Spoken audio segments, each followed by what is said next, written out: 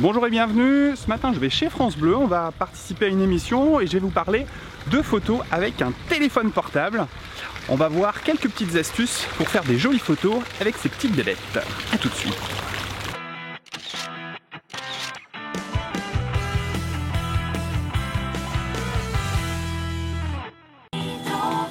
Auvergne.blog, c'est chaque jour sur France Bleu avec les blogueurs, les blogueuses auvergnates qui viennent nous rendre une petite visite, comme Jérôme Palais qui est avec nous ce matin. Bonjour Jérôme. Bonjour Lucie. Soyez le bienvenu une nouvelle fois. Vous êtes photographe et alors depuis le début de cette grille d'été, donc vous nous donnez des tas de conseils, de pistes pour réussir la plus belle photo. Aujourd'hui, nous allons parler de l'appareil que l'on utilise quasiment tous. Chaque jour, le smartphone. Tout le monde en a un, Oui, effectivement.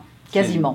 C'est l'un des appareils les plus utilisés. Alors, c'est pas forcément la grosse machine de guerre que les photographes professionnels utilisent, mais tous les photographes professionnels en ont un aussi, et moi-même, je l'utilise très très régulièrement, pas plus tard que tout à l'heure en venant ici. Alors, est-ce qu'on peut penser que les smartphones, enfin le meilleur smartphone, le top du top, peut réussir de très belles photos, aussi belles qu'avec un réflexe par exemple? Alors de très belles photos, oui. Il y a même des couvertures de magazines de mode qui ont été faites récemment avec des smartphones, avec un iPhone. Après, on ne fait pas la même chose. C'est vrai que quand on dit qu'on fait des photos de magazines avec un smartphone, il y a tout l'environnement autour, c'est-à-dire qu'il y a l'éclairage, il y a toute la panoplie qu'on va utiliser pour une prise de vue pro, qui va être mise à contribution avec juste le smartphone qui capture. Mais d'une manière générale, un smartphone fera pas du tout la même chose qu'un appareil photo réflexe qu'on va utiliser en photo. Ouais.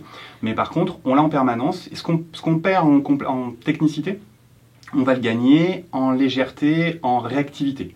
Et c'est vrai que le fait de pouvoir prendre une photo à la volée rapidement, simplement et facilement, c'est vraiment super. Quels sont les gros inconvénients du smartphone ? Je dirais que c'est peut-être le manque de réglage, justement, même si on peut quand même rentrer un petit peu dans le détail, mais à la base, c'est l'avantage et c'est l'inconvénient. C'est-à-dire qu'en gros, il n'y a pas grand-chose à faire, même si on va voir que je vais vous donner 2-3 petites astuces pour pouvoir régler la luminosité, la mise au point, éventuellement travailler un peu le cadrage. Mais c'est en même temps ce qui est sympa, c'est qu'il n'y a pas grand-chose à faire, quoi. Alors justement, allons-y pour ces astuces. Je ne sais pas si elles sont valables pour tous les smartphones.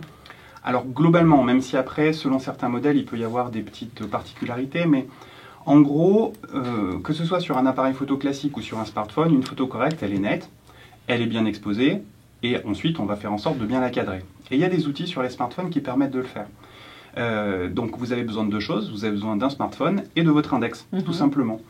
Vous avez déjà peut-être remarqué, quand vous appuyez légèrement sur l'écran, vous arrivez à faire la mise au point à un endroit. C'est ça, il y a un zoom. Alors pas le zoom. Pas vraiment le zoom. Non, plutôt la netteté. C'est-à-dire quand on appuie, si je vous cadre, j'appuie sur votre visage, l'appareil va faire la mise au point sur vous. Et bien en fait, il ne fait pas que la mise au point, il fait aussi la mesure de lumière. C'est-à-dire qu'il va essayer de trouver une luminosité moyenne et on va pouvoir lui montrer, on va lui dire, ceci est l'objet que je veux net et je le veux aussi exposé pour une luminosité moyenne. C'est-à-dire que si vous appuyez sur quelque chose de très sombre, vous pouvez faire l'expérience, vous allez voir que votre photo va s'éclairer. Si vous appuyez sur quelque chose de très clair, votre photo va s'assombrir. Elle va s'ajuster en fonction du point sur lequel vous appuyez, en netteté et en exposition. Alors c'est pratique par un temps comme aujourd'hui, où il fait très beau. Si vous êtes sous des arbres, si vous avez vous voulez faire un portrait de quelqu'un qui est à l'ombre, vous appuyez sur son visage, ça va faire la mise au point sur son visage et ça va exposer son visage correctement. Il faut être gentil avec les gens à qui on fait des portraits. Et à l'inverse, si la personne est au soleil ou si vous appuyez au soleil, eh ben vous aurez l'exposition qui va se faire pour le soleil. Alors juste une petite précision, vous ne pourrez pas avoir les deux, c'est-à-dire vous ne pourrez pas avoir une exposition qui sera bonne à la fois au soleil et à l'ombre. L'appareil ne le permet pas. Votre œil le permet, l'appareil ne le permet pas. Donc vous allez choisir, et c'est avec votre index que vous allez choisir où vous faites la mise au point et où est-ce que vous faites votre exposition. Alors ça, c'est quelque chose d'automatique, c'est intégré déjà dans le smartphone. Tout à fait. D'accord, donc ça c'est une bonne chose, ça facilite effectivement les prises de photos. Pour répondre à la question tout à l'heure, ça fonctionne avec les iPhones, ça fonctionne aussi avec les Android. D'accord. Donc il est facile donc, de bien cadrer avec le smartphone, hein, aucune difficulté. C'est la même logique qu'avec un appareil photo classique.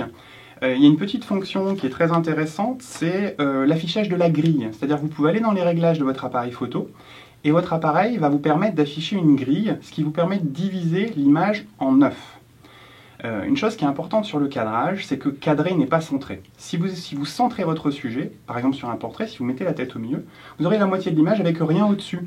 Donc il faut essayer de remplir son image. Et cette grille, elle va vous permettre en fait de positionner votre sujet correctement, que ce soit un portrait ou un paysage. Donc vous imaginez un jeu de morpion, vous prenez votre image, vous la divisez en 9, chaque ligne est une ligne de force, chaque intersection un point de force. Et vous allez positionner les points intéressants sur les lignes de force ou à l'intersection des lignes de force. Donc sur un portrait, ça va être le regard, et sur un paysage, ça va être l'horizon, qui va être sur, non pas au milieu de l'image, mais bien sur la ligne du bas ou la ligne du haut, c'est-à-dire un tiers en bas ou un tiers en haut, selon ce que vous voulez valoriser. Mais ça veut dire, Jérôme, qu'avant chaque prise, avant de prendre une photo, on va sur cette grille pour un cadrage? Non, on le fait, et ensuite, une fois qu'elle est activée, elle va s'afficher chaque fois que vous allez allumer votre appareil photo. Donc vous le faites une fois pour toutes. Vous allez dans les paramètres de votre appareil photo, vous indiquez afficher la grille, et cette grille sera affichée chaque fois que vous utiliserez votre appareil, c'est définitif. Enfin, c'est définitif, non, on peut revenir en arrière. Oui. Mais vous n'avez pas besoin de refaire la manip à chaque fois. Merci pour ces conseils, et bravo, puisque je crois que sur votre chaîne YouTube, vous fêtez, pas un anniversaire, mais enfin quelque chose d'important quand même. Oui, bravo et merci à tous les abonnés donc à ma chaîne YouTube, puisqu'en ce début de semaine, on vient de passer les 5000 abonnés, et je voulais dire un grand merci à tous ceux qui me suivent sur la chaîne YouTube. Donc merci et continuez à m'encourager. Allez-y, soyez curieux, allez sur cette chaîne YouTube, youtube.com/photographe63, donc la chaîne de Jérôme Palais, notre invité ce matin donc pour Auvergne.blog. Merci beaucoup. Et puis on rappelle également les petits carnets que vous le memento photo, oui. Maîtrisez votre appareil photo que vous trouverez assez facilement. Un grand merci Jérôme, et à la semaine prochaine. Hein. Merci Lucie. Même heure, même endroit, à la semaine prochaine. Un petit conseil Je dis en vidéo. Au revoir à tout le monde, à la semaine prochaine. Le sujet de la semaine prochaine, ça sera un peu une surprise parce qu'il faut que j'affine un petit peu. Je vous souhaite une bonne semaine, je vous dis à bientôt et bonne photo. Ce sera avec Lucie encore la semaine prochaine? Bye bye, bien sûr. Bon, alors à la semaine prochaine avec Lucie alors. Ciao. Isabelle, 56 ans.